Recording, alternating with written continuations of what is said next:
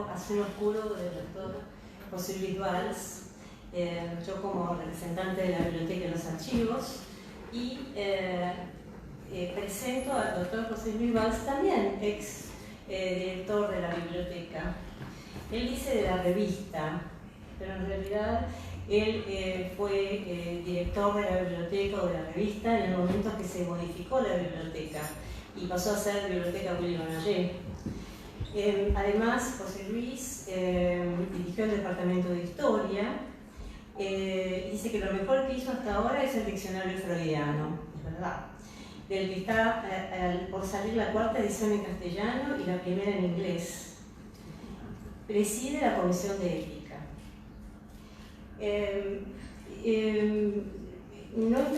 Yo también tengo, vos tuviste el placer de estar en la inauguración de la nueva biblioteca, y yo tengo el placer de estar en la biblioteca actual que se unió a los archivos. Y bueno, representan el patrimonio psicoanalítico más importante de Latinoamérica. Y la biblioteca tiene la bibliografía en habla hispana, psicoanalítica, más importante del mundo. Acompañan, les voy a decir brevemente algo sobre el libro, brevemente. Yo leí el libro, no le di una ojeada, lo leí, y es realmente un libro de historia novelada. Y recrea la Argentina de los años 70 de una manera para mí conmovedora y esclarecedora, con un argumento misterioso que involucra la memoria. El personaje principal pierde la memoria bueno, tienen que leer,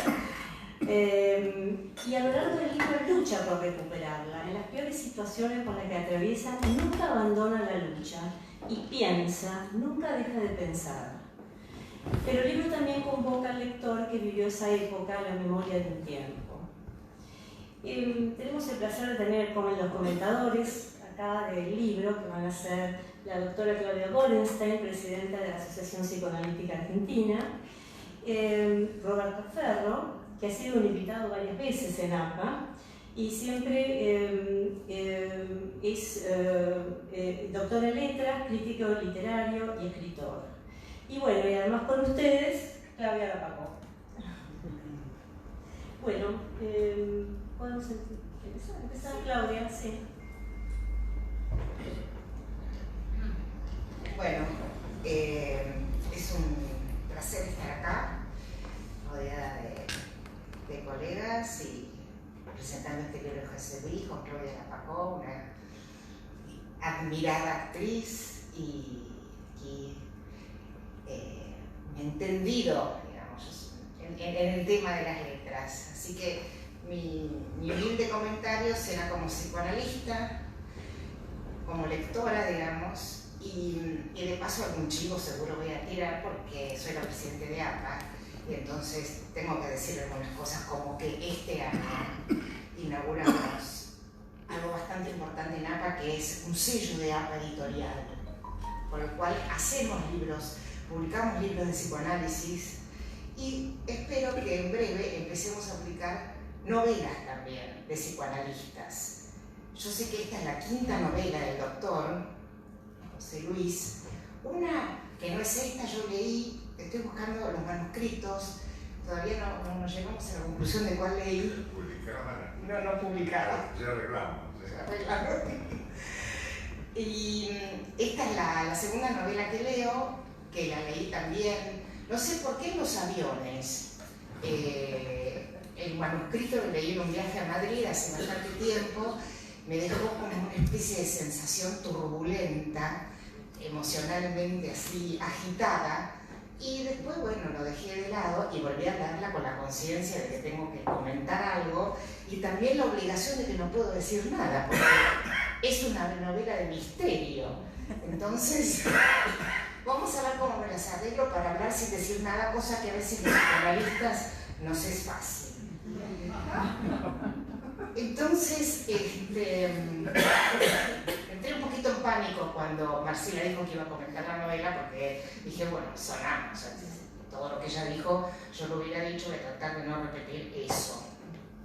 Se puede decir que, ustedes me dirán si estoy en lo correcto, porque no soy especialista, quizás es una novela de intriga psicológica, porque se desarrolla simultáneamente en la mente del personaje, fundamentalmente, aunque también en la realidad. Después tengo dos preguntas al doctor sobre algo de la realidad que insistía mucho en la novela, que no afecta, digamos, la trama, porque en realidad no tienen que saber ustedes de qué se trata. Pero se trata de que no recuerda su pasado, el personaje. Todo transcurre en un tiempo que, yendo para adelante en búsqueda de los datos de su vida, pueda ir para atrás para encontrar su memoria. Es un personaje que sufrió un trauma, ha perdido la memoria, y es como un tratamiento psicoanalítico en realidad. Bueno, mientras investiga en su mente, va haciendo su vida, como nos pasa a nosotros los pacientes del psicoanálisis. Investigamos y mientras tanto vamos viviendo y buscando. Se van armando trozos de un rompecabezas con piezas que se van implicando unos con otros, porque todo está relacionado entre sí de una manera muy interesante, una trama donde los personajes también están relacionados con el protagonista y entre sí. El personaje central es joven, aunque yo trataba de imaginarlo a él, me imaginaba, pero decía, no, era José Luis cuando tenía 30 años. Lo puse en los 30 años, podría uno calcular. Pero no está dicho en realidad. Al que de algún modo le pasan cosas sin que sepa bien por qué le pasan. Además de la pérdida de la memoria, hay una forma, digamos, aconsciente o inconsciente de estar en la vida. Él va siguiendo una línea de acción sin un eje moral. Eso es interesante para este tipo de personajes que creo que son una psicopatología importante de nuestra época. De esa época y de nuestra época. Una moral, es decir, diríamos de todas las épocas. Sí, de todas las épocas, es verdad. No un inmoral, sino un amoral, ¿no? No sé si el doctor va a estar de acuerdo conmigo. Y él va siguiendo una línea de acción, digo, sin un eje moral. Y eso es lo que lo hace aparecer como alguien completamente intrascendente. Podría ser un personaje banal, en el sentido de la que le da Arendt, ¿no? A la banalidad del mal. No es una categoría que esté incluida en su conducta, el bien y el mal. Pero sí lo mueve una curiosidad de saber qué pasó y busca su verdad, aunque esto lo ponga en peligro, cosa que ocurre. El peligro lo persigue y en la huida también lo encuentra. La narración tiene mucho impulso. Uno quiere seguir leyendo y de algún modo se transmite el deseo, ese deseo que propulsa al personaje en el deseo de seguir leyendo. El relato tiene lo que yo diría squillo, que es la cualidad, quizás no sepa clave obviamente, la cualidad de la voz, de penetración de una voz en el canto, cuando la voz penetra, con un poquito de metal incluso. Un poco punzante a veces. Hay periodos de mayor lentitud, como si la cámara se detuviera en el suspenso. Ya le dije a José Luis que hay algo de cinematográfico en su relato. Me lo imagino película. No sé qué dirá cada actriz respecto de esto. Los personajes femeninos son desde ya más inteligentes que él. Me gusta ese feminismo que está en la música de fondo del relato. Es un personaje central, no despierta empatía. Por momentos uno piensa que se hace el boludo para poder ser un hijo de puta, pero parece más boludo que hijo de puta. Pero hay cosas que despiertan la empatía hacia él, sus reflexiones. Piensa todo el tiempo, como dijo Marcela. En las peores circunstancias piensa, como si estuviera escindido de sí mismo, de su cuerpo, y sobre todo de las circunstancias riesgosas. Asocia libremente con todo, con cosas banales, filosóficas, profundas, superficiales. Tiene gracia. Hace sonreír muchas veces. Hay momentos en que parece una comedia grotesca y uno deja de creer en todo lo que pasa. Lo cual, creo yo, es una transmisión correcta del sentimiento del personaje, que no cree que está viviendo una verdadera vida. Puede ser esta, pero puede ser otra. Y esa falta de propósito se ve claramente con las mujeres. Es evidentemente seductor, aunque no lo quiera. Gusta a las mujeres que lo quieren sobre todo para el sexo, para el amor, o también para cuidarlo como hijo o todo junto. Es curioso cómo describe muy bien un objeto de amor de la mujer, es decir, está bien descrito el objeto de amor de la mujer en el personaje, en lo que pasa con él. Es sexualmente muy atractivo y potente y hay muchas escenas de sexo, pero no se ilusionen, no es una novela erótica, pero tiene mucho erotismo, llama la atención. Yo le decía a José Luis que no hay en ese sexo decoraciones, no hay pornografía, no hay mucho romance, es como si tratara el sexo como sexo puro, de una manera natural y despojada, sin vueltas. Sexo, le dije, en estado puro, se me lleva a mí por llamarlo. Las mujeres lo capturan, él se deja capturar, aún en cautiverio. El sexo es también para él algo que no se puede rechazar, a lo que responde sin chistar. Obviamente le gustan las mujeres, todas, gordas, flacas, jóvenes, viejas, lindas, feas. Es un macho, con todas las letras, aunque su posición ante ellas y ante la vida parece muy pasiva. Es curioso por eso de la actividad y la pasividad que discutimos los psicoanalistas, ¿no? Él es pasivo en el sentido de que las cosas le pasan. Como dije, la novela tiene un tinte cinematográfico y el final es casi operístico. Todos los personajes en la escena, como solistas, sexteto, orquesta, todo. Pero obviamente no voy a decir qué pasa, para eso tendrán que leerla, lo cual les recomiendo. Y agradezco a José Luis por este libro del cual disfruté en 2 oportunidades, siempre en los aviones. La primera en un manuscrito, lo leí en un viaje a Madrid donde vive mi hijo mayor, en un viaje de 13 horas que se me pasó volando literalmente. La segunda, el libro editado en un viaje a Ushuaia donde vive otra hija mía con mis 3 nietos, y en ambos casos disfruté de la lectura tanto como del encuentro con mi familia. Gracias entonces, José Luis, por esta compañía que nos regalan los autores de los libros, que son también nuestra familia que llevamos adentro. Y felicitaciones por esta novela. Hay también otros 4 que están esperando salir, y aquí estamos para recibirlas. Gracias.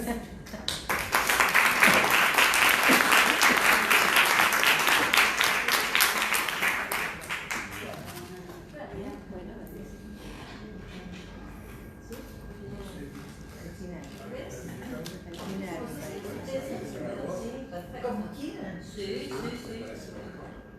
Me parece. El broche de oro. El broche de oro.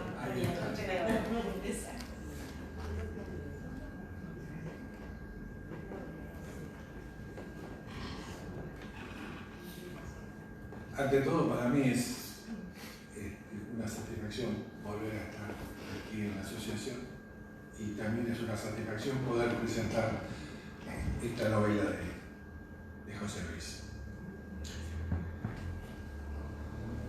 Yo creo que todos los lectores críticos andamos de un lado a otro con un aparejo. En ese aparejo hay dispositivos ópticos, porque la lectura crítica es una cuestión de óptica. Entonces, ¿dónde ponemos el texto? A veces hace falta una lupa, a veces hace falta un binocular, a veces hace falta plegarse a Martínez Estrada y mirar una radiografía. En las notas que voy a dar sobre la novela de José Luis, ustedes van a notar que cambio de dispositivo óptico. Voy a comenzar con 2 citas extensas. La primera es de Walter Benjamin. Dice así: hay un cuadro de Klee que se llama Angelus Novus. En ese cuadro se representa un ángel que parece a punto de alejarse de algo a lo que mira fijamente. Los ojos se le ven desorbitados, tiene la boca abierta y además las alas desplegadas. Pero este aspecto deberá tener el ángel de la historia. Él ha vuelto el rostro hacia el pasado, donde ante nosotros aparece una cadena de datos. Él ve una única catástrofe que amontona incansablemente ruina tras ruina y se las va arrojando a los pies. Bien le gustaría detenerse, despertar a los muertos y recomponer lo destrozado. pero soplando desde el paraíso una tempestad se enreda en sus alas y es tan fuerte que el ángel no puede cerrarlas. Esta tempestad lo empuja incontenible hacia el futuro, al cual vuelve la espalda mientras el cúmulo de ruinas ante él va creciendo hasta el cielo.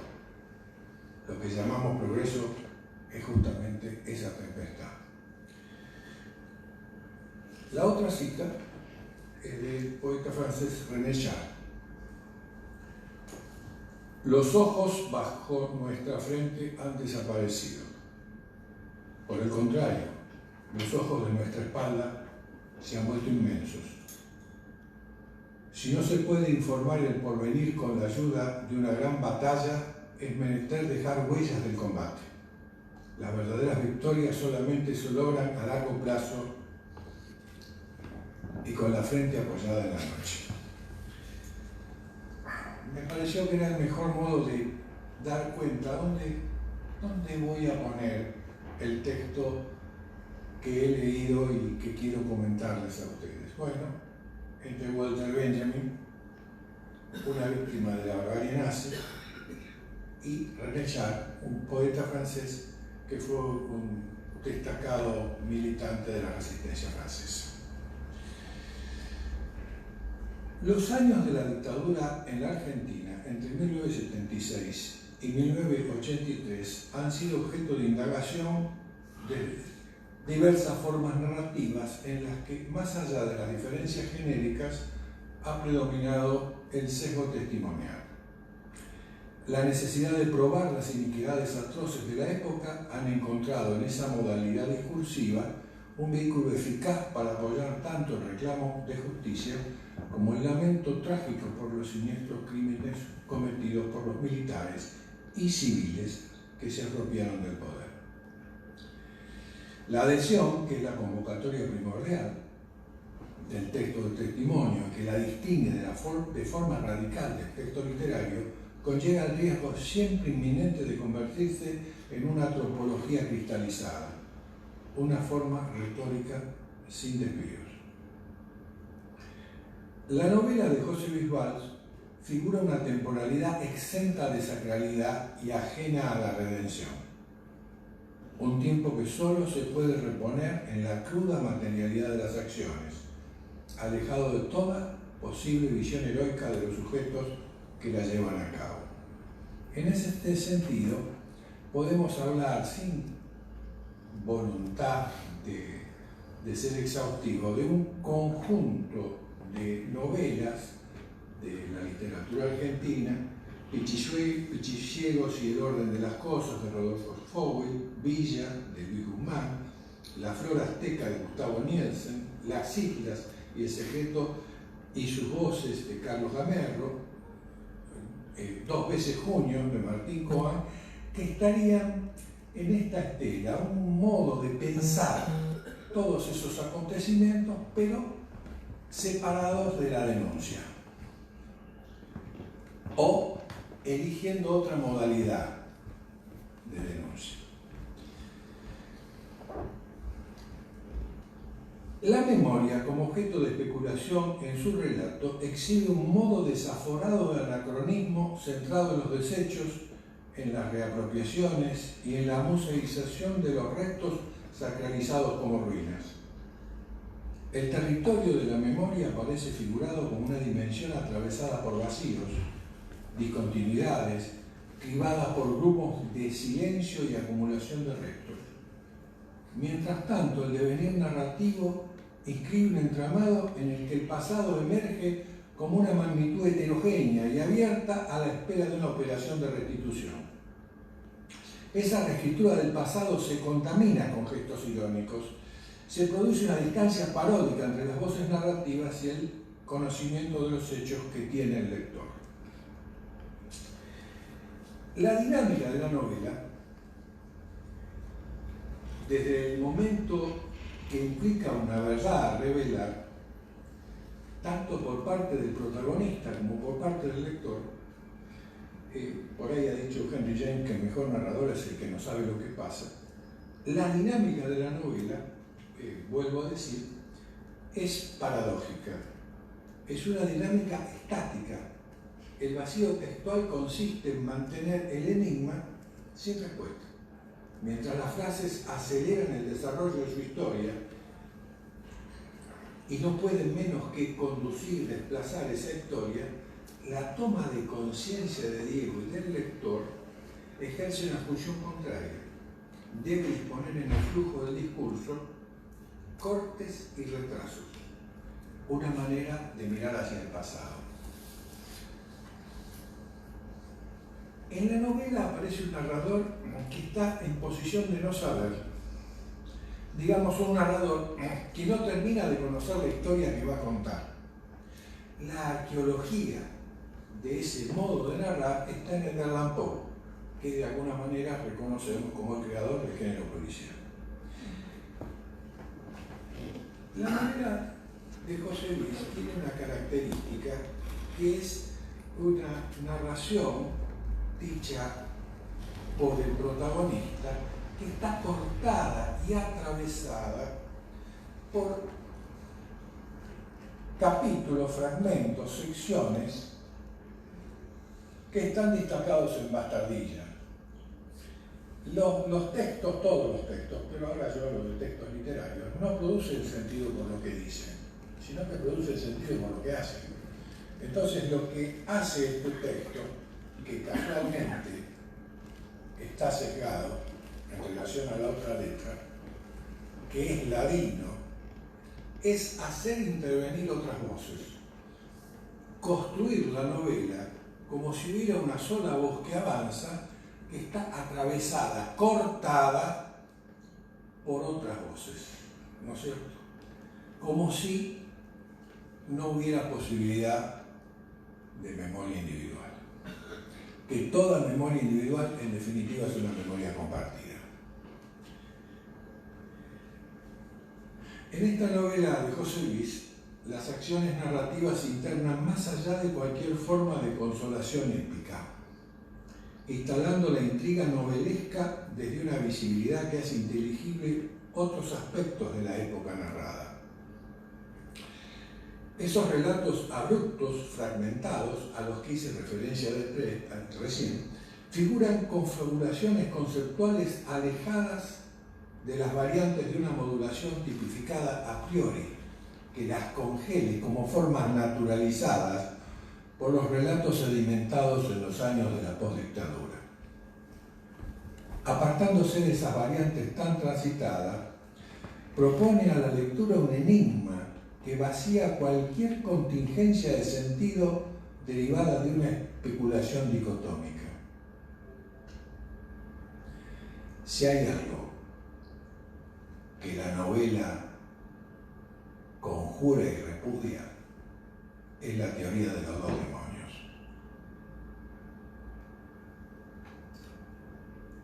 Hago insistencia sobre esto porque la novela la leemos hoy. Y hoy, la teoría de los dos demonios es una narración posible. Lo narrado no apunta al recurso de constitución de una significación simbólica, abstracta y ejemplificadora, sino a la materialidad de una inscripción vuelta a residuo de una reminiscencia. El pasado y la muerte cargan una energía semántica que se desplaza indistintamente en la circulación incesante de los discursos.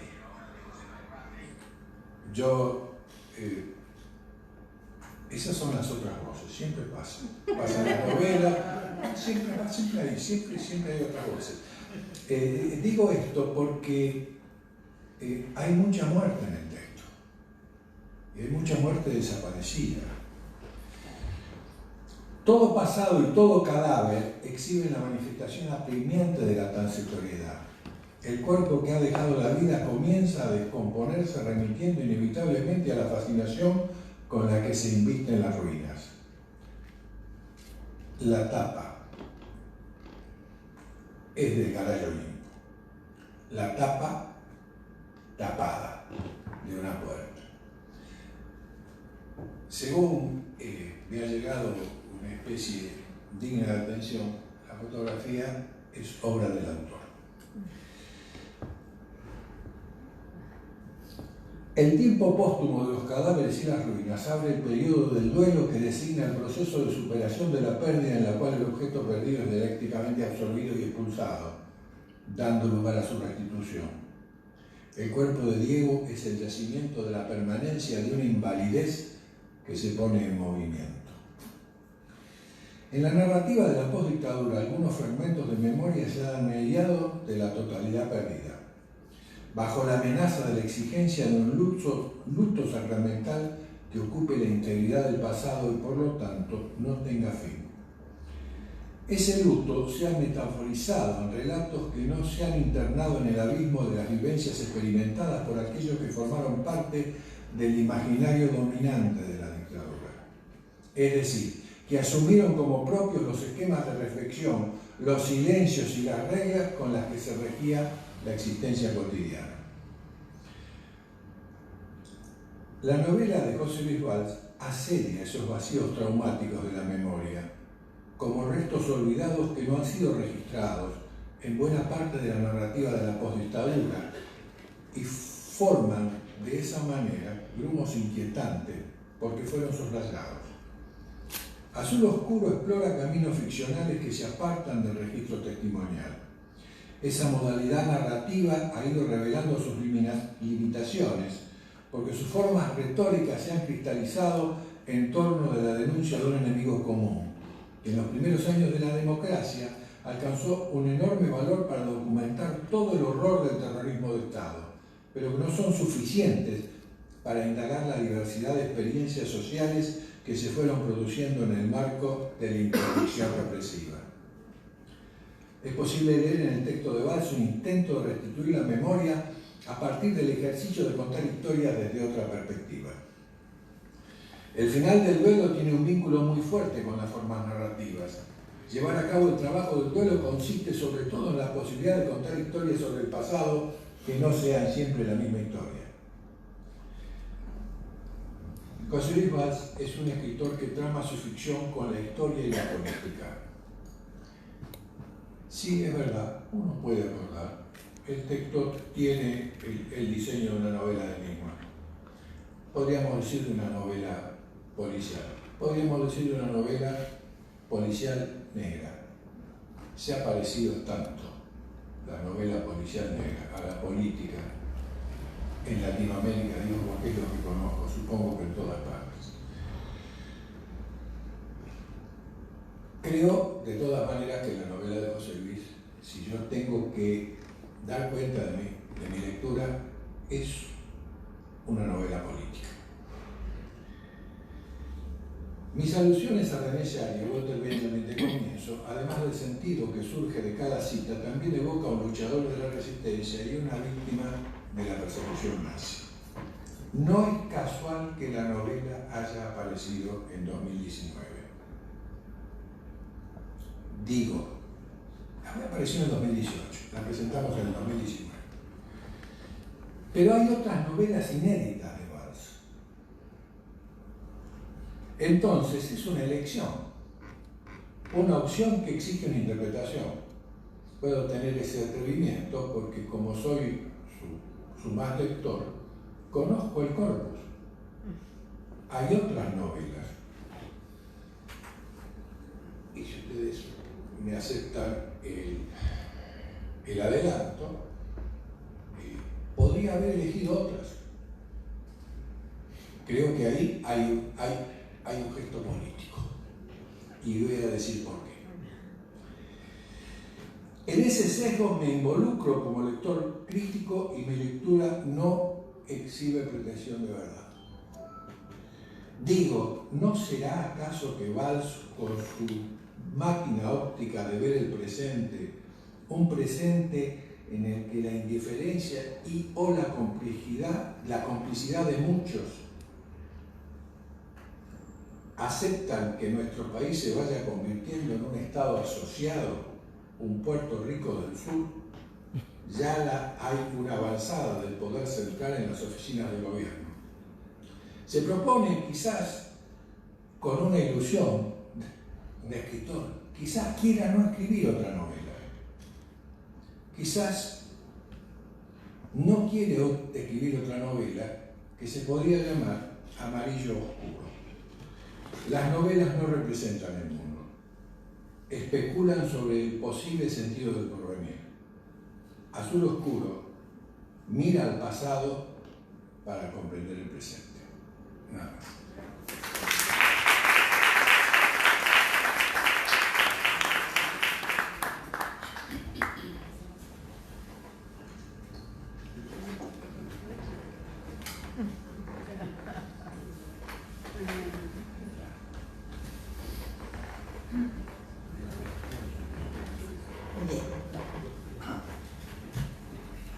Con José Luis fuimos compañeritos de escuela en tercero, cuarto y quinto grado.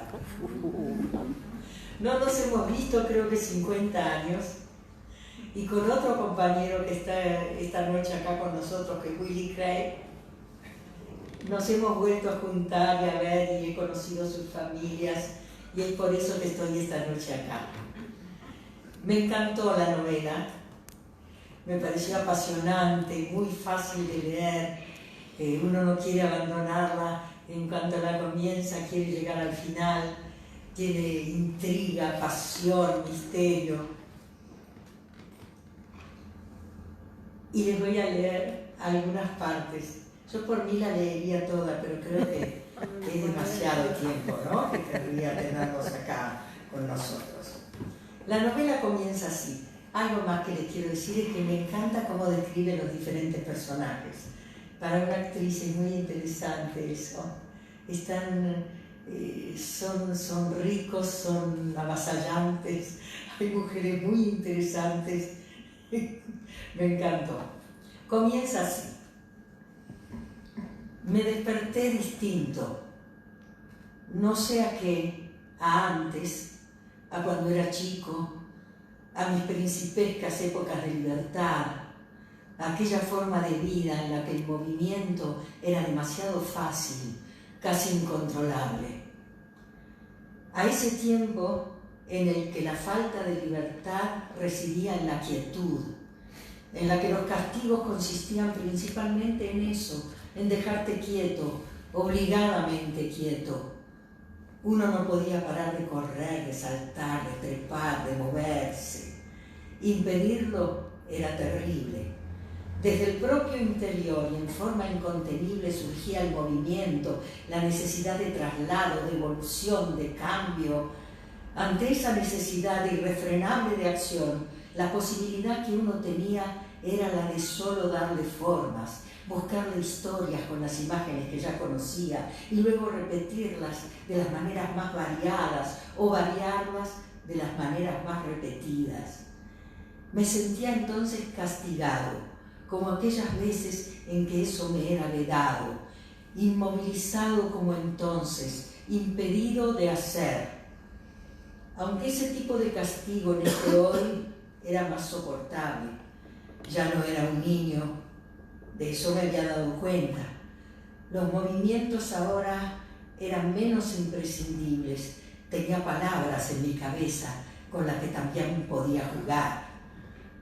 Recién terminaba de cruzar la frontera del mundo del sueño. Hubo dificultades en el sellado del pasaporte, se prolongaban los trámites, no sabía por qué, a lo mejor por sudaca o por no ser del todo blanco, producir sospechas. Pero aquí estaba, recién despierto. Lo primero que me di cuenta es de que tenía dificultades en los movimientos, que estaba inmovilizado. Parecía atado, aunque no veía ataduras, que había sido reaceptado en este mundo, pero que de este mundo me imponía condicionamientos severos. Primero, y para ser ordenado, yendo desde los cimientos hacia el techo, como se debe construir, no podía mover las piernas. No distinguía si era por ellas mismas o por todas las cosas que alguien habría puesto en y sobre ellas hasta la cintura. Por algo suponía que sí, que aún las tenía, pero no había datos certeros de ello. No las veía ni las sentía. Tenía también dificultades en el tórax, Mi respiración era como si una lija permanente en el pecho pretendiera pulirlo. Pinchaban mis brazos unos alfileres, algo así. Me rodeaban cables y aparatos como un coro silencioso y expectante, un coro que no cantaba, solo advertía sobre una ceñuda realidad con su amenazante silencio. Quizás era una sala de torturas, un quirófano. Lo raro era que estuviese solo, con las luces encendidas violando mis ojos. Podría también ser un periodo de descanso, difícil hacerlo con esas luces gritando ¡despierte! Alguien aparecería en algún momento para continuar con su trabajo. No me podían abandonar así. Ser abandonado es peor que ser castigado, o es el peor castigo, el más doloroso, como si uno no fuese ni odiable siquiera. Estaba acostado apuntando hacia el techo, como si me quisiesen mostrar con insistencia que esa parte era lo mejor del edificio, aunque obviamente no lo fuese, o la peor, como si el castigo hubiese cambiado. En lugar de ser el de mirar el rincón y su pared, fuera ahora el de escrutar el techo, con esas luces impertérritas, firmes, cegadoras, y ese silencio impenetrable. Intentaba ponerme de costado, aunque no era posible. Mi cuello parecía atado. También tenía algo en la espalda, no de metal, eso no me dolía. Solo podía mirar hacia arriba, como el que está abajo, como cuando era un niño, insisto. El tema entonces era el alcance de mi vista. El resto de mis sentidos parecían apagados. No era posible observar otras cosas, no porque no las hubiese, sino por la extraña miseria de mis movimientos. ¿Cómo iba a ser para dormir? Siempre lo hacía boca abajo o de costado, aunque también me di cuenta de que acababa de despertarme así, como estaba. O sea que ya lo había hecho, había dormido, podía hacerlo. Los ojos se movían, pero eso tenía un campo muy limitado. Tomé conciencia, en parte gracias a ellos, a mis ojos, de que mis temores iniciales eran infundados. Todo iba tomando el aspecto de un hospital, estaba en un sanatorio o algo así. Fui descubriendo además cosas más importantes, por cierto. Entre ellas, la primera y principal. Estaba vivo. No era poco. Y ahora quiero seguir con otra parte.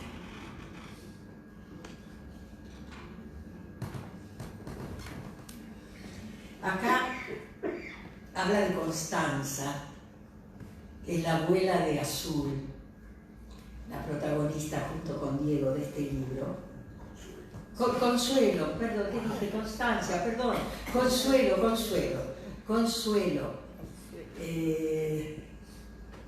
Es la abuela, como les dije, de la joven, y sin embargo él mantiene relaciones con ella. Entonces me decidí y fui a ver a Consuelo, excitado, con el atractivo invencible de lo indebido. Había algo de ella que realmente me atraía. Necesitaba sus mimos. No sabía su edad, pero pensaba que ella me llevaría algo así como 20 años, quizás más, casi como yo a Azul. ¿Y qué tiene que ver la edad? Si ni se notaba. Tenía aspecto de juventud, pensamiento de juventud. Era una mujer aún hermosa y yo estaba muy avejentado. Razonaba y razonaba, a la par que me acordaba de esos anteojos y de la llave.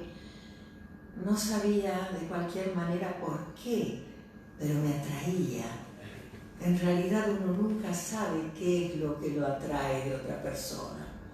Golpeé la puerta y se acercaron sus pasos que reconocí. Me entusiasmé. ¿Diego?, preguntó desde adentro. Sí. Entonces abrió. Su expresión al verme fue de sorpresa, pero no por verme o por mi vuelta. Creo que la sorprendía mi aspecto. Desde que me fui de su casa no me había cambiado. Además, todavía me quedaban las marcas de la mordida de polvo. Me dejó entrar. ¿Qué te pasó? Nada, te extrañaba. Entré con cierto temor, no me recibió como esperaba. Entonces me dijo, ayer pasó alguien a buscarte. ¿Vos dijiste algo de lo nuestro? No, para nada. ¿Estás loca? ¿Por qué? No hablé con nadie. Vino un tal Humberto, o Alberto, que es un subalterno de mi hijo. Yo apenas lo conozco, lo vi un par de veces acompañándolo. Me pareció muy raro que apareciera así solo. En realidad dijo que buscaba a Azul, que el padre la buscaba, pero que el padre le había dicho que estaba con alguien y que Azul lo podía haber traído aquí. El asunto fue que el tipo muy atentamente me dijo que lo perdonara, pero que tenía que entrar para cerciorarse. Un poco se propasó, me sentí atropellada, no creyó lo que le decía y entró de prepo. Buscó por toda la casa, no desordenó, pero no dejó rincón de mi casa sin revisar. No me gustó nada, menos que hubiese sido con la anuencia de mi hijo. La impresión que me dio era de que pese a lo que decía, te buscaba más a vos que a ella. Se le escaparon varias veces insultos cuando estaba lejos, pero yo oigo bien. No se la iba a agarrar con Azul. Además, eran cosas dichas contra un tipo, ese nabo, turro, algo así, como si lo hubiese raptado o algo parecido. Aunque no sé, me hizo sentir muy mal. Hablé por teléfono con mi hijo pidiéndole explicaciones y me dijo que lo dejara hacer, que ese tipo era un cancerbero, pero conocía sus límites, que tenía que encontrar a Azul y él sabía que yo a veces la escondía. No sé, la cosa se está poniendo peligrosa. Ese tal Humberto no se andaba con vueltas. Me pareció muy brusco, de malos modales, pese a que conmigo se contenía. No obstante, volvió a dejar todo en su lugar y ordenado, como yo le dije. Un hombre así, registrando mi casa. No puede ser. Diego, vamos a tener que hacer un compás de espera en lo nuestro. Estoy con mucho miedo. La abracé. Un poco se quedó, pero no me dejó avanzar más. Estaba temerosa, asustada. Y no era para menos. Era Alberto, seguro, tal cual. La intuición femenina es fundamental. Ese tipo me buscaba más a mí que a Azul. El asunto era que el padre de Azul era el jefe de él. Con razón esa prisión secreta en la calle Santa Fe, al lado de su casa. ¿Qué habría hecho con Gladys? Entonces le pregunté, y los dejo con la intriga. Ahora vamos a otra parte, y espero que no les moleste que siga leyendo, porque hay 2 partes más. Muy bien. Perdón, elegía por ella, ¿eh? Sí, yo las elegí, pero en realidad, les digo, toda la novela me encantó. En cualquier lugar que la hubiese abierto me hubiese gustado, pero bueno, elegí estos momentos. Me acordé de las cajas en las que guardaba mis fotos, cómo las cuidaba, me las debían haber roto todas. En las fotos está mi memoria también. Las cajas tenían su belleza. Llegué a tener una pequeña colección, algunas las compraba en casas de antigüedades, por la zona había 1 o 2. La caja que sin duda más me gustaba era una vieja de lata de bizcochos de Gaby Chávez, buenísima, una de ese verde inglés oscuro con letras doradas, la amaba. Era un recuerdo de mi vieja que a veces las compraba en mi niñez y nos las regalaba a mi hermana y a mí. Yo le cambiaba a ella los bizcochos por la caja. A ella le gustaba comer, yo prefería guardar. No era una caja común. De adolescente, cuando me apasioné por la fotografía, la comencé a usar para guardar fotos de 30 por 40. Era la más grande que tenía, también era profunda o alta. no sé cómo decirlo, cabían cualquier cantidad de fotos. Me vino entonces la imagen terriblemente nítida de esa caja, con ribetes casi alucinatorios. Entonces recordé más. Esa noche corría en algún momento con ella bajo el brazo derecho, no, más bien debajo del hombro que del brazo, metida dentro del piloto como ocultándola. Era grande y pesada para esconderla fácilmente. ¿Qué fotos tan importantes llevaría? ¿Alguna prueba de algo? ¿Por eso me querrían matar? Sin embargo, cuando estaba en el Parque Rivadavia no recuerdo que la tuviera. ¿La habría perdido? ¿O acaso la habría tirado? Debe ser en ese espacio que va desde la placita del Lautaro hasta el Parque Rivadavia que le perdí el rastro. Más bien en la última parte, en Beauchef, por ahí. La segunda parte del recorrido ya la hice con las manos libres. Al llegar al Parque Centenario, hasta tiré el piloto para sentirme menos limitado. Había bruma que de a rato se convertía en garúa o hasta en llovizna. El piso estaba resbaloso y correr cobijando algo grande y pesado bajo el brazo, tratando de que no se note, era peligroso. Me podía resbalar. Se necesitan de las dos manos para correr bien. Aunque no lo parezca, uno pierde el equilibrio muy fácil. Era esa lata de Gatti Chávez, recuerdo de mi vieja, lo que llevaba. Casi lo podría asegurar. ¿Qué había hecho con ella? Y después me acordé de mi hermana filósofa, de mis amigos Gonzalo y Mara, que eran izquierdistas como ella. Yo no. Nunca me interesó la política. Siempre le tuve miedo al castigo, qué sé yo. Es que pensar en sí implica una oposición a los padres y con ello miedo a ser castigado por ellos o por la autoridad. Y sin embargo mis padres no me castigaban. Diría que mucho no les importaba lo que yo pensara. Así que no sé.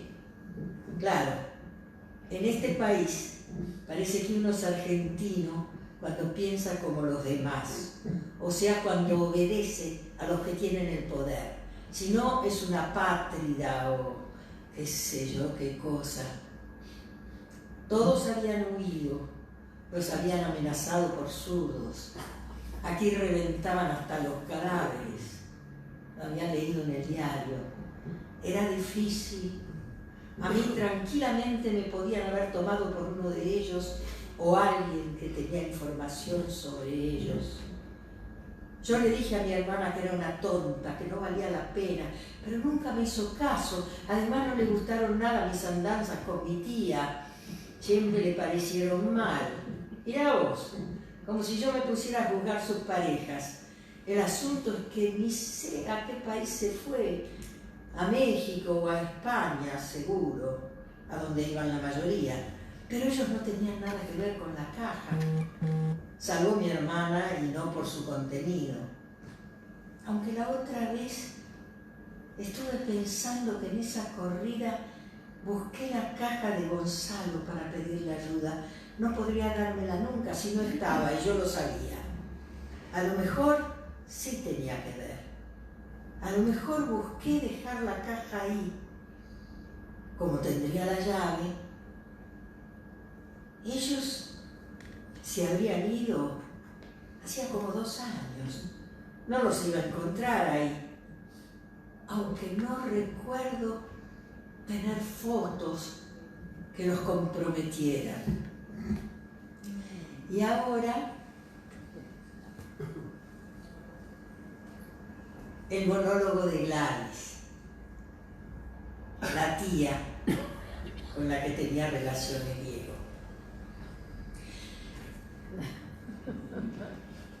Pareciera que no está nublado. Habían anunciado lluvia para esta mañana y sin embargo pleno sol. Ay, ¿cómo me queda mejor el pelo? ¿Recogido o suelto? Me lo voy a tener que comenzar a cortar. Ya no soy una nena para andar con el pelo largo a merced del viento. Se me arruinan las puntas, se florecen es inútil. Y me vendría bien algún toquecito aquí al final de la ceja. Ahora te la levantan un poco, queda bárbaro, parecete 10 años menos. Cómo adelanta la ciencia. Hasta parece que los pechos te podés levantar. Los míos están bien por ahora, pero hay que vigilarlos. Están teniendo ganas de echarse una siesta y eso no me conviene.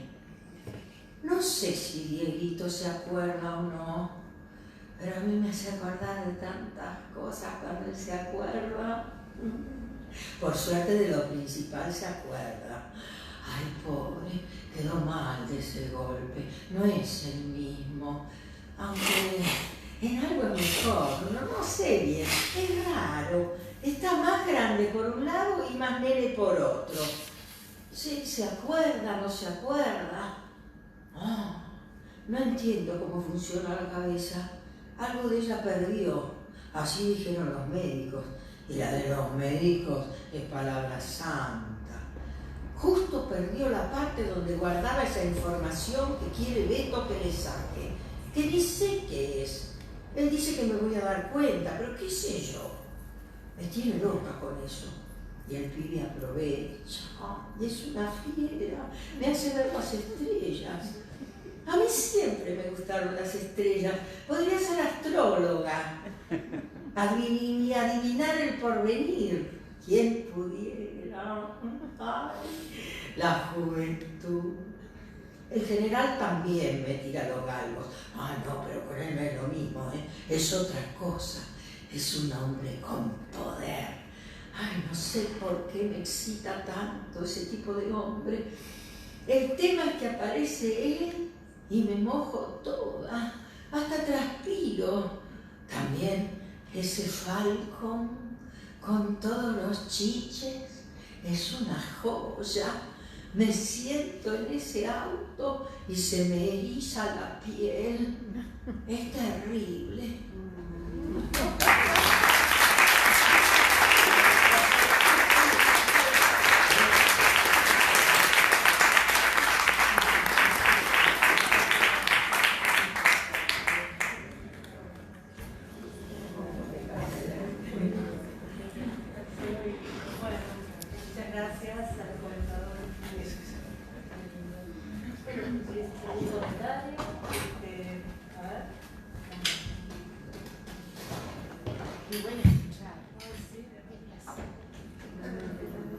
Todo es para leer, todo.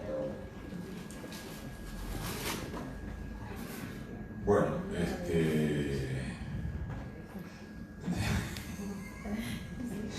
lo escribí yo, no lo puedo creer.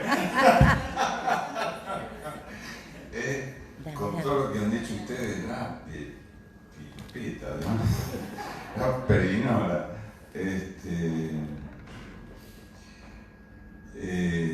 Les agradezco muchísimo. No tengo mucho que decir sobre lo que ustedes dicen. Yo, este libro es un libro que surge adentro mío y toma su camino. Mi manera de escribir en general es a partir de una pequeña idea.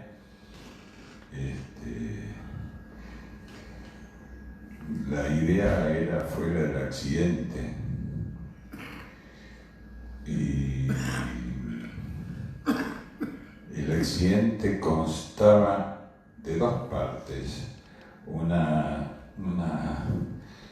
noche un señor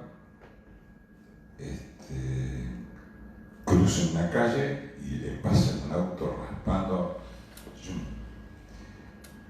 Está contado diferente como lo cuento ahora, ¿no? Cuando lo escribo lo cuento mucho mejor. Escribo mejor de lo que hablo.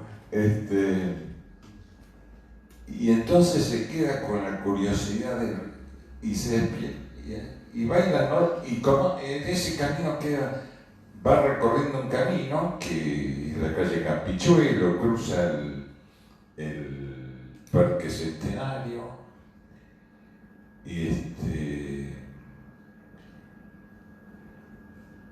pues sube por Scalabrine Ortiz y conoce una chica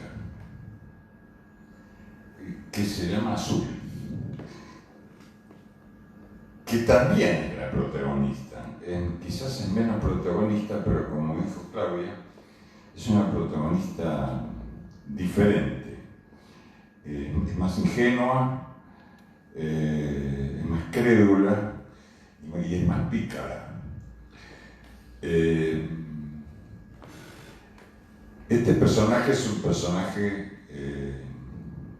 amoral, como dijo Claudia, es un loco de la guerra, digamos, mujeriego, le gustan las mujeres grandes y se enamora de Azul, que es de su misma edad, o es menor que él, es unos cuantos años menor que él.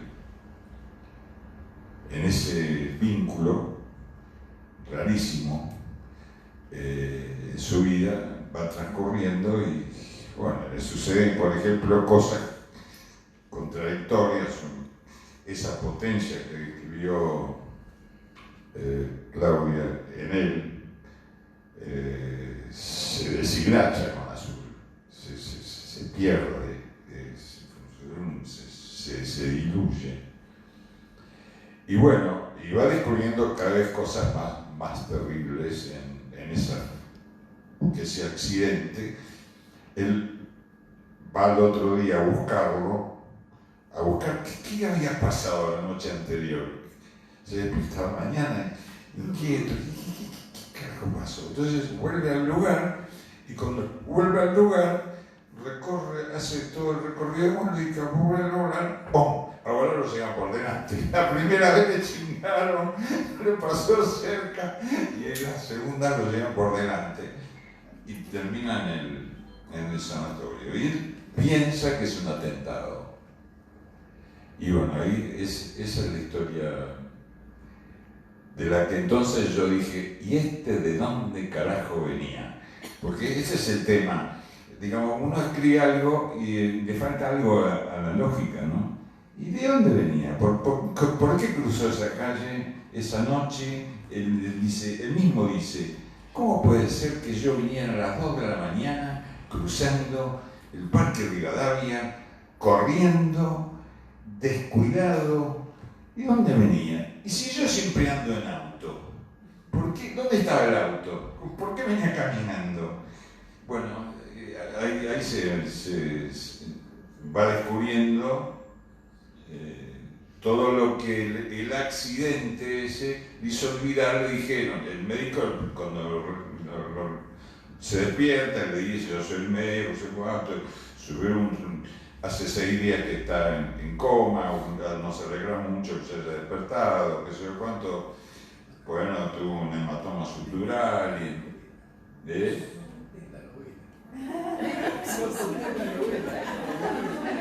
Perdón. No, tiene razón, te empiezo a contar la novela. Pero yo pensaba, qué interesante cuántos niveles de lectura hay, ¿no? He visto un análisis muy político, diagnóstico.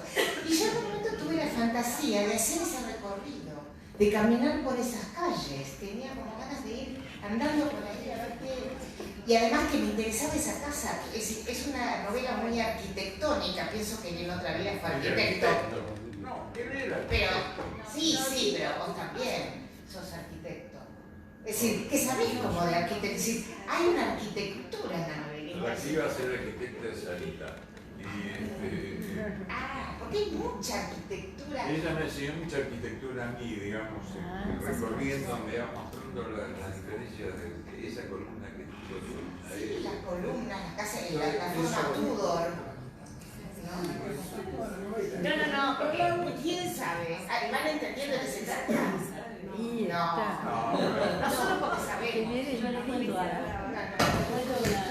cuento algo. Pero bueno, yo quería contar cómo realiza la novela. Todas, a partir de una pequeña historia, pero después se me hace una historia larguísima. Yo les cuento algo. tiene tanta tensión esta novela que yo no aguanté. Me faltaban unos cuantos capítulos y dije, voy a leer la última parte. No puede ser. Entonces agarré y leí el último párrafo y dije, ah, bueno, ya está. Mentira, nada que ver. Porque cuando van leyendo la novela no tiene nada que ver, hay que leer toda la novela paso a paso y la última hoja, si no, no se puede. O sea, tiene una tensión y un dinamismo la novela. Es imposible leer ningún capítulo antes, no da ninguna pista. ¿Qué pasa en la calle Boyet? ¿Por qué Boyet? Porque la que yo elegí, qué sé yo. No la conozco porque es una calle que yo viví en tiempo por ese barrio, qué sé yo, así que yo me acuerdo de ese itinerario. Caballito. Es el pleno caballito. En las novelas de José Luis hablo de las 4 que no leí. De las 5 que no leí. Hay un trabajo sobre la cartografía. La cartografía, exacto. Porque ahí hay una tensión, como José Luis es un narrador del tiempo y la novela es una novela de la restitución del tiempo. En su talento de escritor establece una tensión y una simetría en equilibrio, que es el desarrollo de lo espacial. Entonces hay un trabajo de esa índole y hay un conocimiento, porque él es un porteño y conoce esta ciudad así, del mismo modo que a veces aquellos escritores que alcanzan una gran visibilidad se termina armando una cartografía. Si uno toma las 6 novelas de José Luis y hace un trabajo, encuentra todas esas zonas. Pero eso tiene que ver con las funciones de la novela. Y ese equilibrio. Sí, tendrá que ver el nombre, los nombres son como agujeros en los textos. Pero yo creo que más bien es esa tensión, ese equilibrio. Y lo que contó recién, yo soy testigo de eso, quizás la gran atracción que produce su narrativa es porque no solo el narrador no sabe lo que pasa, él, en el proceso de la escritura, tampoco sabe lo que pasa. Lo digo porque de alguna manera compartí su proyecto, la fui leyendo en partes, y eso que dijo es así: ¿qué pasa con este tipo? Y se pregunta, y eso le da una determinada entidad y una consistencia a su narrativa. Y yo recién, cuando tuve el atrevimiento de pedirle que cortara, era porque eso que él estaba contando era lo que muchas veces ocurre cuando nos encontramos para trabajar y cuenta un momento, ¿no es cierto? Una instancia. Yo espero que Azul Oscuro empuje a las otras novelas. Que las empuje. Sí. Que empuje todos al área. Sí, vos sabés que yo cuento siempre que hay 3 clases de optimistas, lo digo muchas veces. Están los ladrones, nadie roba pensando que lo van a agarrar. Están los jugadores, nadie juega pensando que va a perder. Claro. Y están los escritores, nadie publica libros pensando que no va a tener lectores. Entonces, bueno, de eso se trata. Lectores hay acá, así que alguien puede emitir alguna otra opinión. Un segundo, por favor. Un segundo,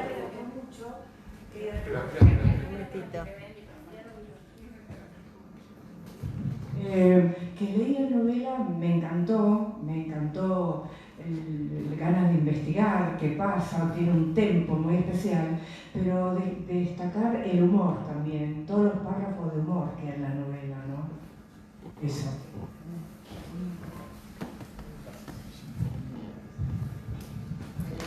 momento hay humor. Dentro del drama, en el último momento hay humor.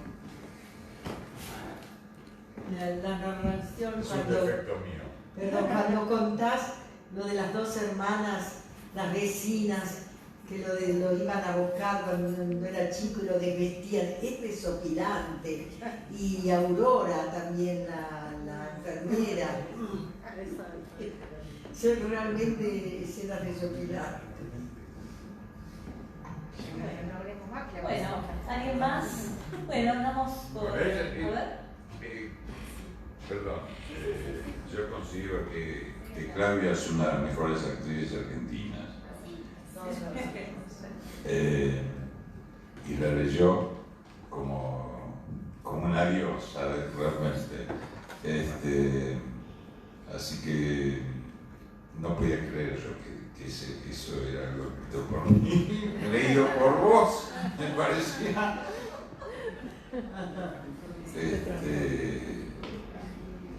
Fuimos compañeros con Claudia en el colegio y bueno, encontrarnos acá es una cosa. No, ella no debió haber dicho eso porque en realidad yo le llevo mucha edad a ella. Entonces, No te preocupes. confiesa que yo era un mal alumno, ¿viste? Repetía años, todo. Siempre he dicho mi edad y no Como tengo 10 años más que saber. ella y resulta que fuimos compañeros, pero bueno, bueno, y la lectura tuya, otra Claudia, fue una muy buena, una profundidad. Y Roberto es mi maestro.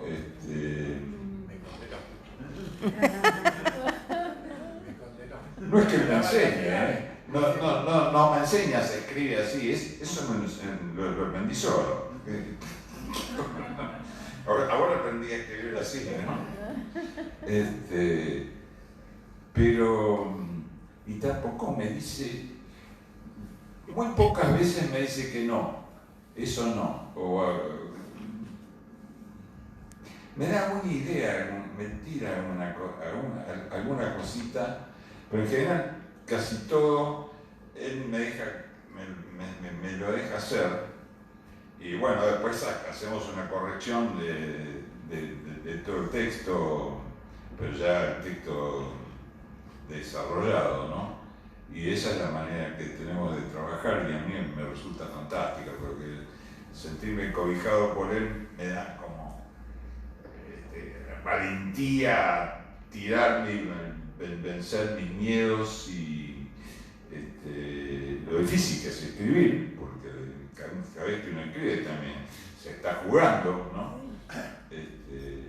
Lo hice con todos mis textos psicoanalíticos, en mis opiniones, con el diccionario, que digo que es una de las cosas principales que he hecho en mi vida, jugarme como me jugué en algunas posiciones de lectura de Freud que yo jugué, dije, para mí es esto, creyendo en mí, pero con Roberto fue más temible la cosa, porque la literatura, yo era un pésimo alumno de literatura, sin embargo era un interesado en la literatura, ¿no? Siempre leí, siempre fui un tipo muy lector. Cuando fui al colegio ya sabía leer, eso desde luego, pero ya leía. Bueno, y como dicen algunos, uno aprende a escribir leyendo, ¿no? Bueno, les agradezco a todos mucho. Y si alguien quiere decir algo...